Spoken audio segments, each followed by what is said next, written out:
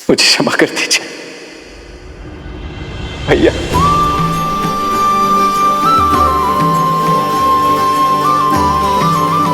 क्षमा कर दीजिए भैया। लक्ष्मण उठो।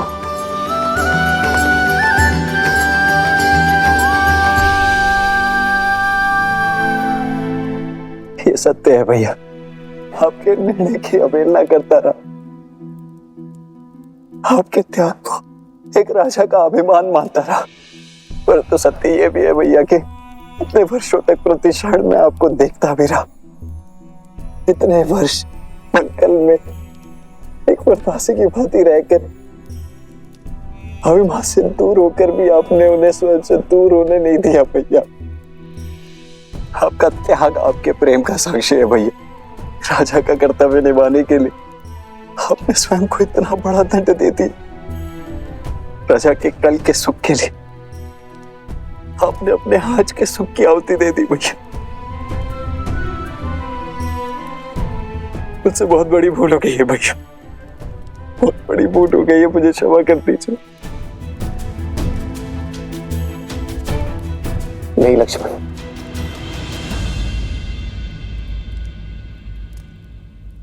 जितना दुख मुझे सीता के बिछड़ने का था, उतना ही दुख मेरे लक्ष्मण को स्वयं मुझसे दूर जाते देखने का था। किंतु दुख के साथ साथ एक विश्वास भी था कि मेरा भाई एक दिन मेरे निर्णय को अवश्य समझेगा।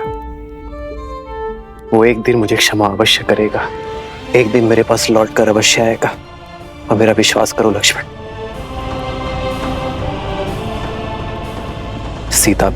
सीता भी सम्मान सहित अयोध्या लौटकर अवश्य आएगी।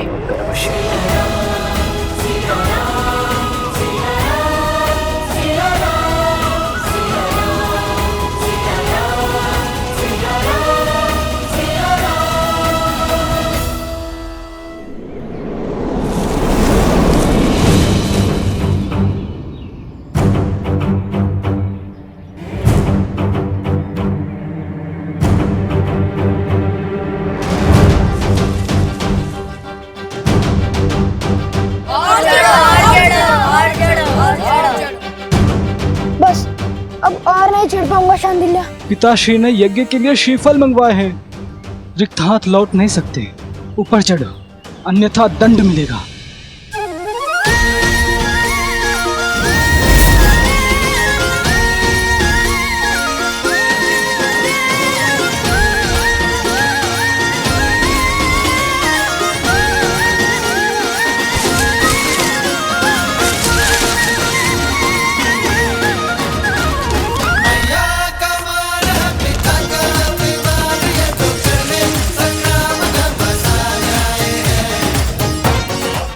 कुमुदनी, कहाँ चले गए ये दोनों?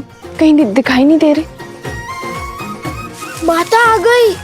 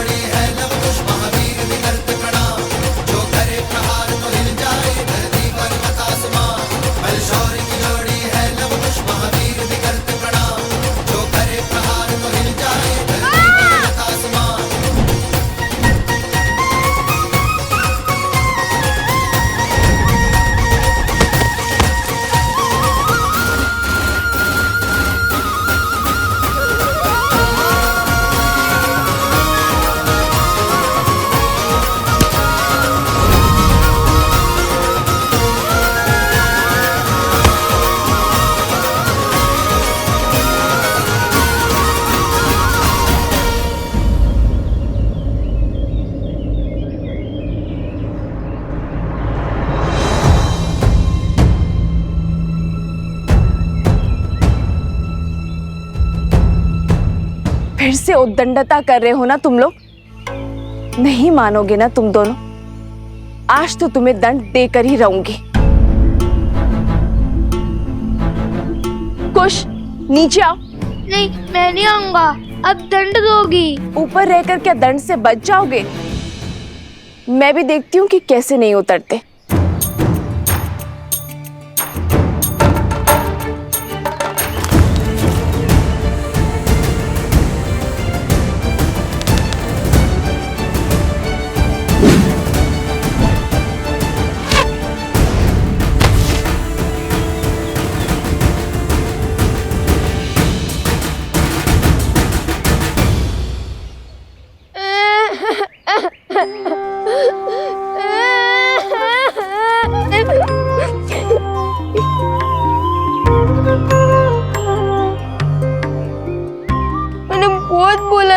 भैया को कि मुझे ऊपर मत भेजो, माता क्रोधित होंगी। फिर उन्होंने मेरी एक ना सुनी। बड़े भैया का आग्रह था, वरना मैं और इतना बड़ा दुस्साहस। रोना बाद में, पहले दंड लो। जब डांटने का उद्देश्य पूरा हो गया, मैंने रो भी लिया। फिर क्यों डांटना? जो नहीं रो रहे हैं उन्हें डांटिए ना। बहुत वचाल हो गए हो तुम दोनों। आज संध्या का भोजन तुम दोनों को नहीं मिलेगा। जाओ, यज्ञ में भूखे बैठे रहो।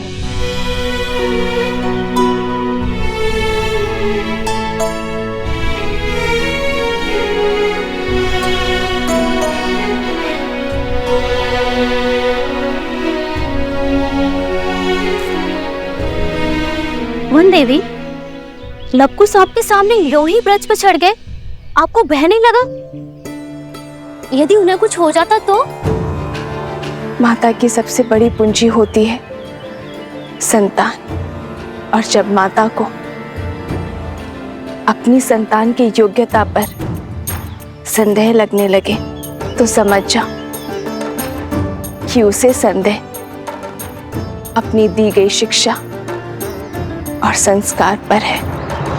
ओम भूर्भुवस्सुः ओम भूर्भुवस्सुः तत्सवितुर्वरेण्यं तत्सवितुर्वरेण्यं भर्गो देवस्य धीमहि भर्गो देवस्य धीमहि धियो यो नः प्रचोदयात्। धियो यो नः प्रचोदयात्।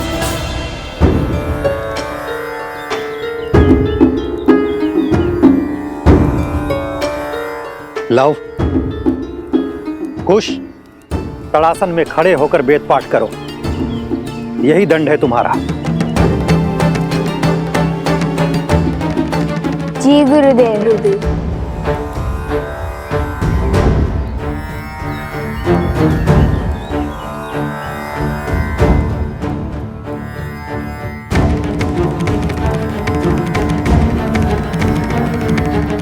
देख रहे हैं लव भैया, कैसे माता और गुरुदेव से हमारी चुगली करके हमें दंड दिलवाकर कैसे मुस्कुरा रहा है ये शांडिल्य। पता नहीं माता का मन बसीजेगा भी या नहीं। मुझे तो अभी से ही भूख लग रही है। और जन पाना है, शांति से वेदों का पाठ करो और करने दो। ओम भूर्भुवस्सुः ओम भूर्भुवस्सुः तत्सवितुर्वरेण्यं भर्गो देवस्य धीमहि भर्गो देवस्य धीमहि धियो यो नः प्रचोदयात्। धियो यो नः प्रचोदयात्। ओम भूर्भुवस्सुः तत्सवितुर्वरेण्यं भर्गो देवस्य धीमहि धियो यो नः। अरे देखो तो, कितनी चींटियां चढ़ गई हैं तुम्हारे पैर पर।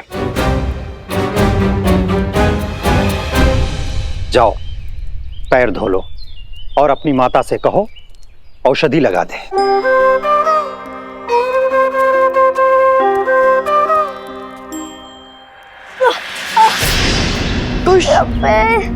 लव भैया सहायता करो। जाओ, सहायता करो। जी गुरुदेव। कुश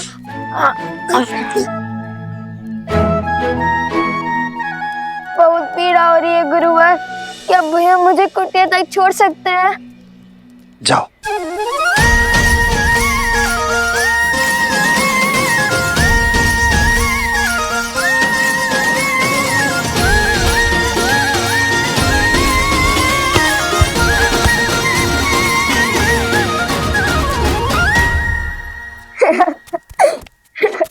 क्या आवश्यकता थी इस स्वांग की? आवश्यकता थी भैया। हमने देखा नहीं शांडिल्य का मुख कैसे उल्लू की भांति उतर गया था।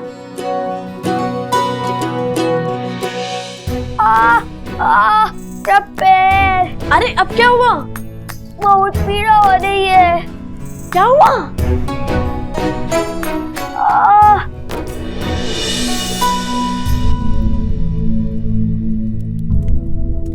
क्या हुआ कुश?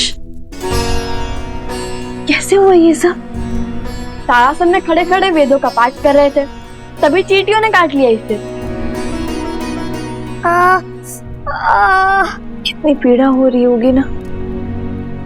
मैं औषधि बनाती हूँ जिससे तुम्हारा कष्ट छूमंतर हो जाएगा।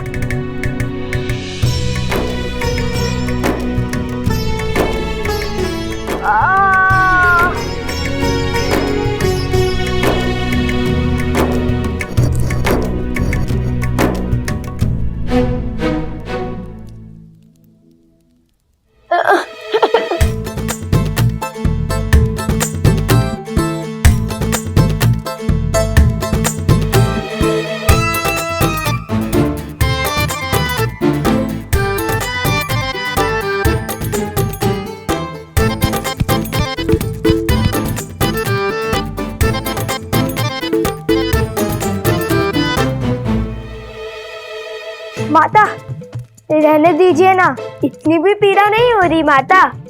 तनिक सी चींटियों के काटने से वीरों को कहाँ कुछ होता है। औषधि रहने दीजिए माता, और भोजन खिला दीजिए, बहुत भूख लगी है। दंड में दया नहीं होती, और जब ऋषि हरित ने अपने पुत्र शांडिल्य को नारियल लेने के लिए भेजा था तो तुम दोनों वृक्ष पर क्यों चढ़े? आज तुम दोनों को अन्न का एक दाना भी नहीं मिलेगा। मुझे लगा आप भूल गई होंगी। अब रोना शुरू मत करना। बताओ लव, तुम दोनों वृक्ष पर क्यों चढ़े?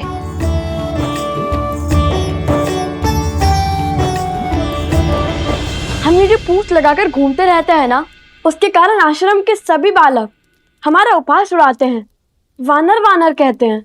तो तुम दोनों पूंछ लगाते ही क्यों हो? क्योंकि हम श्री राम के सबसे बड़े भक्त हैं।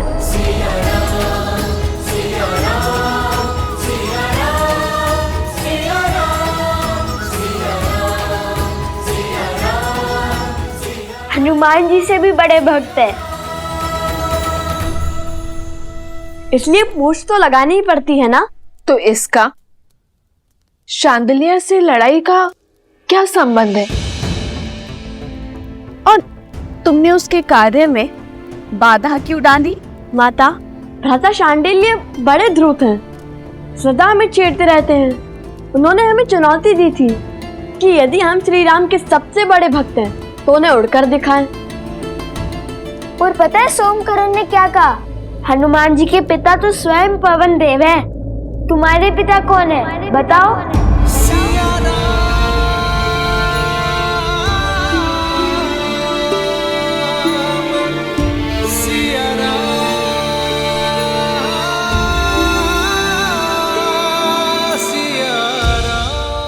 तो तुमने क्या उत्तर दिया? उत्तर तो भैया ने दिया है कि पिता ज्ञान देते हैं और माता संस्कार। हमें तो दोनों ही माता से प्राप्त हुए, तो हमारी माता ही पिता हुए। अब आप बताइए, यदि हमारी माता ही हमारे पिता है तो इसमें समस्या क्या है? हमें तो नहीं है। माता, हम उड़ तो नहीं पाए, पर वानरों के बाती वृक्ष पर चढ़कर नारियल अवश्य तोड़ लाए हम, है ना भैया? तो हुए ना हम श्री राम के सबसे बड़े भक्त।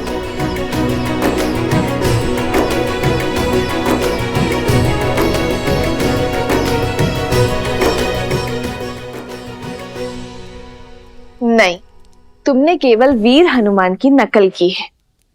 चलो बैठो।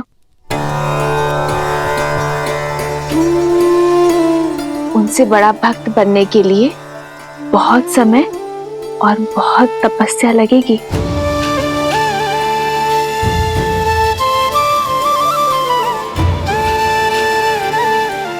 चलो भोजन करते हैं।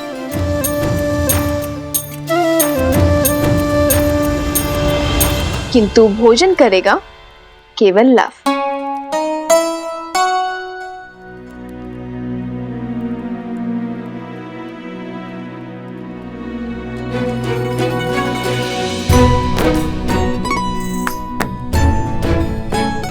किंतु तुम्हारे दंड का क्या? तुम भोजन नहीं खा सकते। मैंने तो सिर्फ मुंह खोला था, किंतु ग्रास तो माता ने खिलाया है। दंड में मुंह खोलना अपराध थोड़ी ना है ना? है ना? है ना? है ना? मैंने क्षमा किया तुम दोनों को।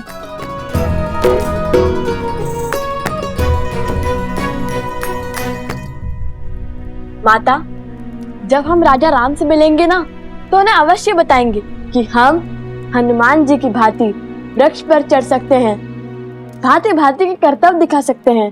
फिर उन्हें विश्वास हो जाएगा कि हम उनके सबसे बड़े भक्त हैं।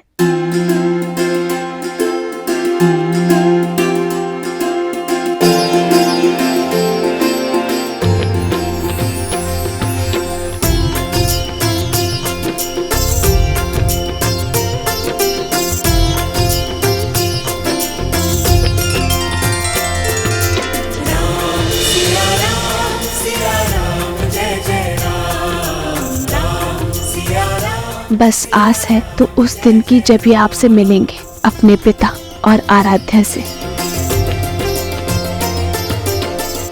राजकुमार शत्रुघ्न की, राजकुमार शत्रुघ्न की, राजकुमार शत्रुघ्न की, राजकुमार शत्रुघ्न की, राजकुमार शत्रुघ्न की, राजकुमार शत्रुघ्न की, राजकुमार शत्रुघ्न की, राजकुमार शत्रुघ्न की, राजकुमार शत्रुघ्न की।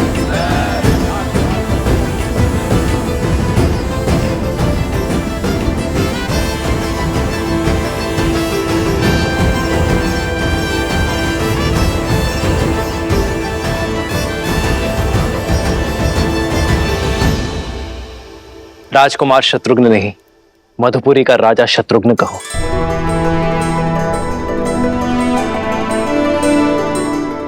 मधुपुरी राज शत्रुघ्न की। शत्रुघ्न, तुमने लवनासुर का वध कर असुरी सोच के प्रसार पर विराम लगाया है। वो सोच जो ऋषियों को अपमानित कर, निर्दोषों को दंडित कर, घरों और मंदिरों को अशुद्ध कर संतुष्टि पाते हैं।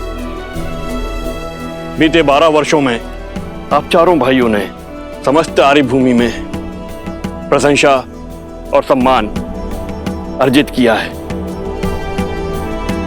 अब समय आ गया है कि रघुवंश का सूर्य ध्वज पूरी सृष्टि में लहराए, जिसे देख हर असुर और आसुरी सोच भयभीत हो जाए।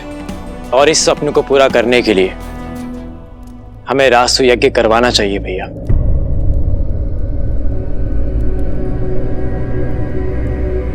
नहीं भरत,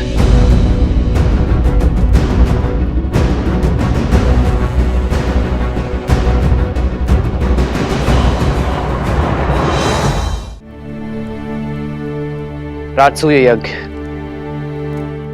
अर्थात हर राज्य का राजा बन जाना, हर राज्य का राजा हमारे आगे नतमस्तक हो, बल से हमारी सत्ता स्वीकार करे, किंतु ये मुझे स्वीकार नहीं है भरत।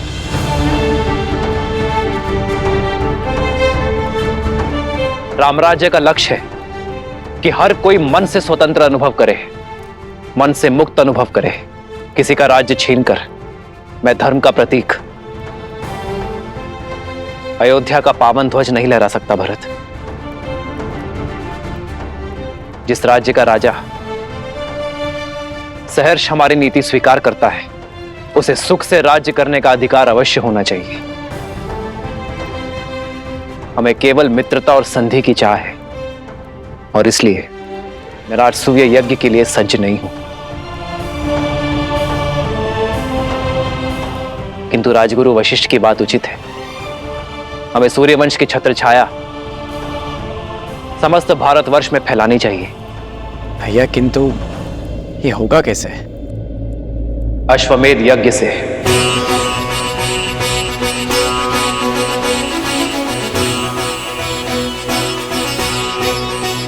महाराज के कहने का तात्पर्य कि जो भी राज्य हमारे यज्ञ के अश्व का श्रद्धा पूर्वक स्वागत करेगा,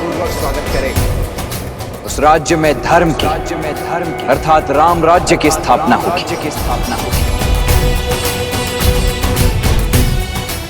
वो राज्य हमारा मित्र राज्य बन जाएगा और हमारा युद्ध केवल उनसे होगा जो हमारे अश्व को रोकने का दुस्साहस करेगा।